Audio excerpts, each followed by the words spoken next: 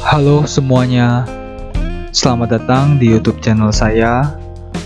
Pada hari ini, berdasarkan request di kolom komentar soal SKB pertanian sebelumnya, saya akan membahas penyuluh pertanian.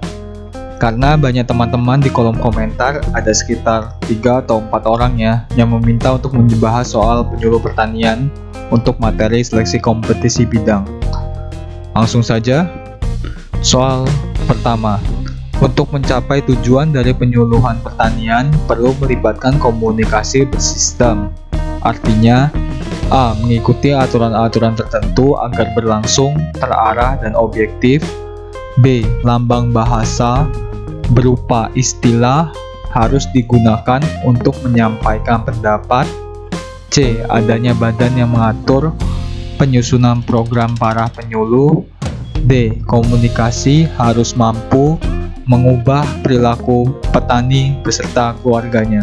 Jawaban yang tepat ini yang ada di bold. A. Mengikuti aturan-aturan tertentu. Karena untuk mencapai tujuan dari penyuluhan pertanian, ada komunikasi bersistem. Artinya, mengikuti aturan-aturan yang berlaku, yang sudah diterapkan dalam suatu sistem, sehingga berlangsung terarah dan objektif. Objektif artinya bukan melihat siapa orang itu, tapi apa yang dibawakan materinya. Itu namanya objektif. Jadi tidak ada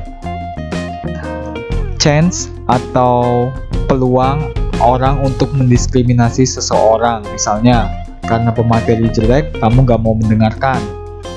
Yang harus kamu dengarkan tuh bukan orangnya, tapi materi yang dibawakannya. Itu artinya objektif ya, bukan subjektif. Nomor 2.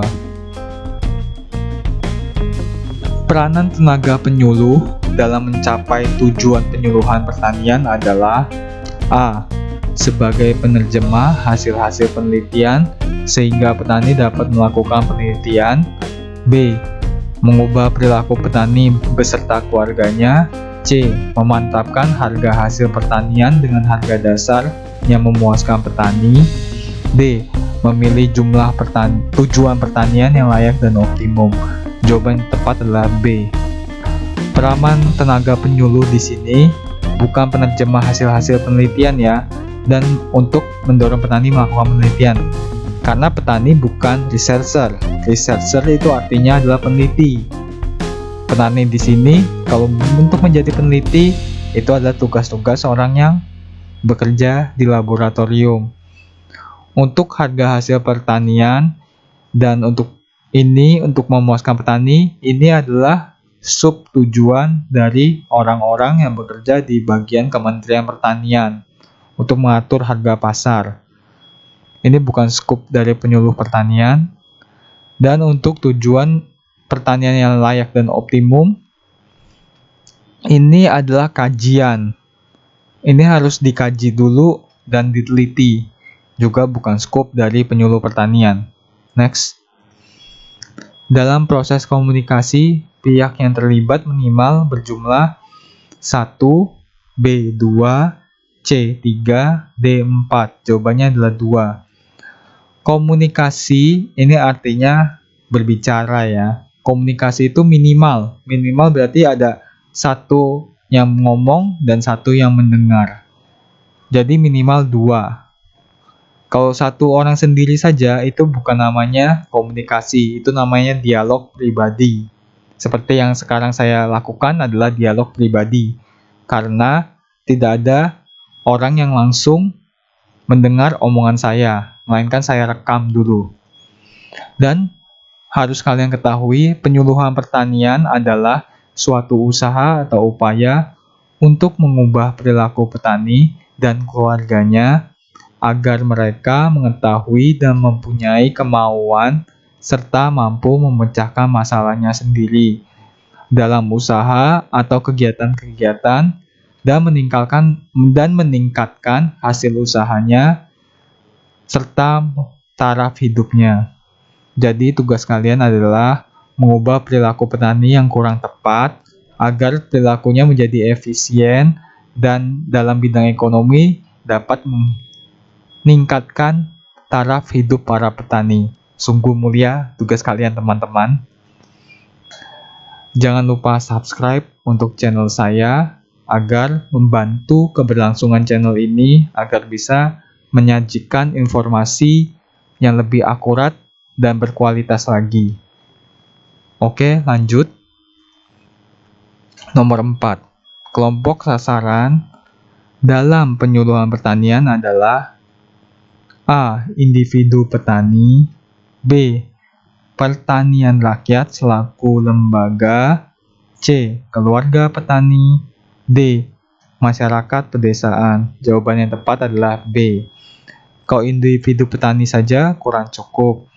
Keluarga petani itu nggak masuk logis karena kenapa?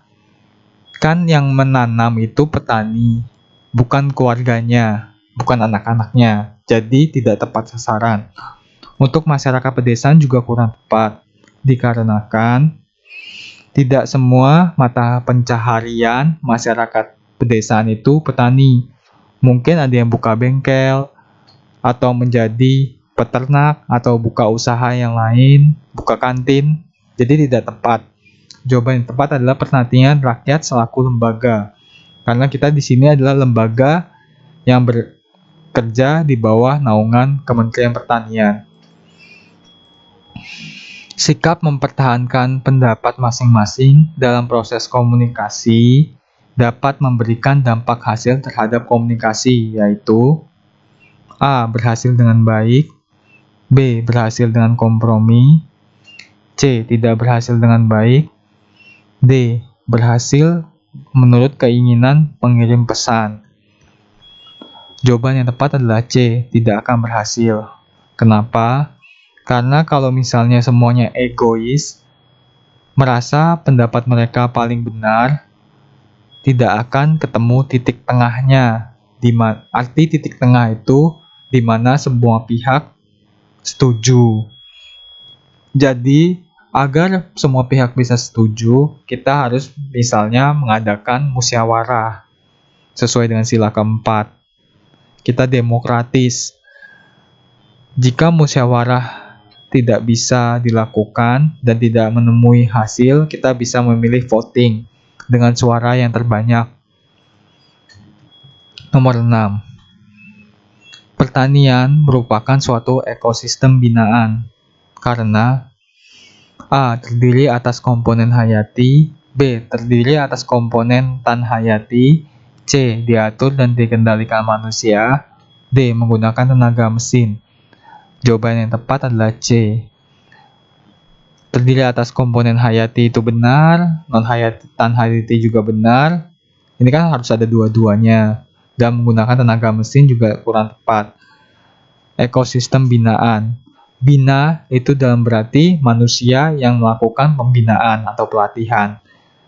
Karena itu jawaban yang tepat diatur dan dikendalikan oleh manusia. Nomor 7. Reaksi dasar pembentukan zat-zat organik dari zat mineral yang berlangsung dalam tanaman adalah A. Asimilasi, B. Fotosintesis, C. Respirasi, D. Polimerisasi. Jawaban yang tepat adalah fotosintesis. Untuk reaksi asimilasi sendiri, asimilasi itu berarti penggabungan budaya dan menghilangkan unsur budaya aslinya. Jadi asimilasi ini nggak ada hubungannya dengan tanaman karena ini adalah unsur pencampuran budaya. Untuk respirasi ini adalah proses tanaman dalam bernapas. Bernapas di sini untuk menangkap sinar matahari. Polimerisasi adalah proses pembentukan monomer-monomer menjadi polimer. Ini hubungannya dengan kimia dan tidak ada hubungannya dengan reaksi pembentukan di dalam tumbuhan. Soal nomor 8. Penyusunan karbohidrat majemuk berupa selulosa, pati, dari sejumlah besar molekul gula sederhana terjadi melalui proses A. Asimilasi, B. Fotosintesis, C. Respirasi.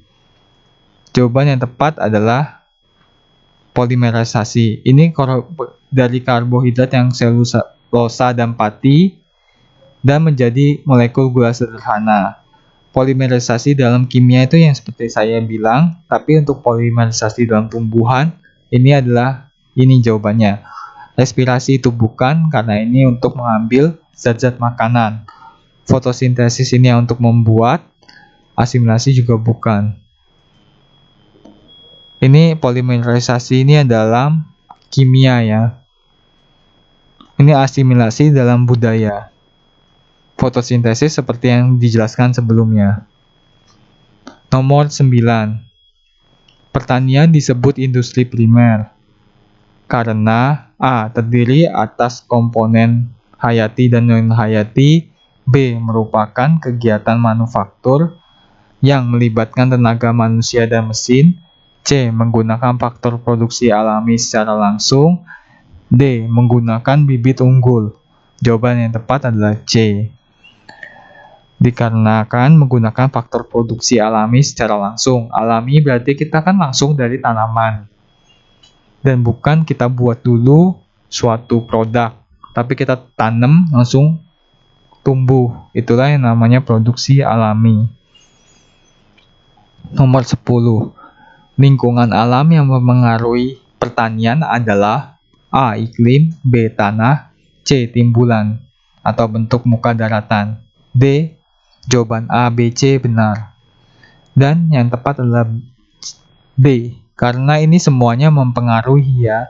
Iklim ini cuaca, tanah ini adalah kondisi unsur haranya, bentuk muka daratan juga mempengaruhi sistem tanam. Apa yang akan ditanam? Nomor 11. Dengan wawasan konservasi, maka tujuan dari usaha pertanian adalah A. Keuntungan ekonomi. B. Penggunaan sumber daya pertanian sebesar-besarnya. C. Keuntungan ekonomi yang dilengkapi tujuan memelihara sumber daya dan menyelamatkan lingkungan yang berkelanjutan. D. Mengurangi berbagai jenis hama penyakit yang dapat mempengaruhi produksi pertanian. Jawaban yang tepat adalah C. Sudah jelas ya. Ini tidak mungkin eksploitasi, ini keuntungan ekonomi terlalu materialis, tapi C yang benar. Perhatikan pernyataan berikut. Tujuan pelaksanaan, watak benda yang akan ditangani, keuntungan ekonomi yang ditimbulkan dari pelaksanaan. Dari pernyataan di atas yang mempengaruhi arti konservasi adalah B, 1 dan 2. Karena tujuan pelaksanaan yang buat apa, watak benda yang akan ditangani seperti apa. Karena konservasi adalah pelestarian atau perlindungan. Cukup jelas ya. Nomor 13. Konservasi terhadap sumber daya mineral seperti minyak bumi dan bahan tambang merupakan usaha konservasi yang berarti A. Mempertahankan keterlanjutan fungsi benda selama dalam penggunaan. B. Menjaga keutuhan wujud benda demi kelangsungan fungsi. C. Menghemat penggunaan benda untuk memperpanjang masa guna. D. Mendapatkan keuntungan maksimal dari penggunaan sumber daya. Jawaban yang tepat adalah C, di mana kita untuk bahan bakar itu kita harus menghemat penggunaannya untuk memperpanjang masa gunanya. Jika kita menghemat minyak bumi dan barang tambang, kita bisa mewariskannya untuk penggunaan di generasi mendatang. 14. Pembuatan teras pada lereng pegunungan merupakan usaha konservasi yang berarti A. Mempertahankan keterlanjutan fungsi benda selama dalam penggunaan. B. Menjaga keutuhan wujud benda demi kelangsungan fungsi. C. Menghemat penggunaan benda untuk memperpanjang masa guna. D. Mendapat keuntungan maksimal dari penggunaan sumber daya. Yang tepat adalah A. Kenapa? Karena ini mempertahankan keterlanjutan fungsi benda. Jadi teras ring itu fungsi bendanya tetap selama penggunaan. Terasering sendiri adalah bangunan konservasi tanah dan air secara mekanis yang dibuat untuk memperpendek panjang lereng dan atau memperkecil kemiringan lereng dengan jalan penggalian dan pengurangan tanah melintangi lereng.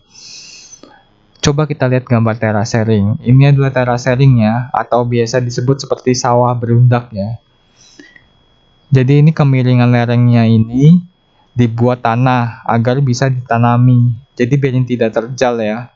Ini adalah sistem yang dinamakan terasering.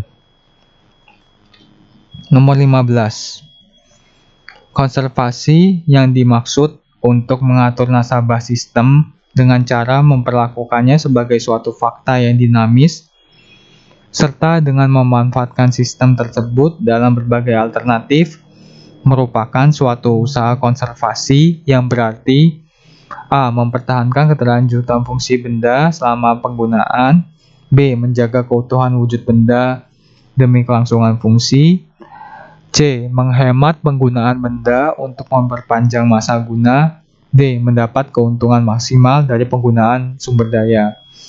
Jawaban yang tepat adalah A. Tetap mempertahankan keterlanjutan fungsi benda selama penggunaan. Oke? Terima kasih telah menonton video bahasan tentang penyuluhan pertanian SKB. Untuk video-video selanjutnya kalian bisa request di kolom komentar. Dan terima kasih telah menonton video pembahasan ini. Dan juga sekali lagi tolong jangan lupa klik like, share, dan subscribe video ini jika kalian merasa video ini membantu kalian. Tolong subscribe ya, karena subscribe itu gratis, tidak bayar. Dan akhir kata, saya Guntur. Terima kasih dan sampai jumpa di video-video pembahasan berikutnya.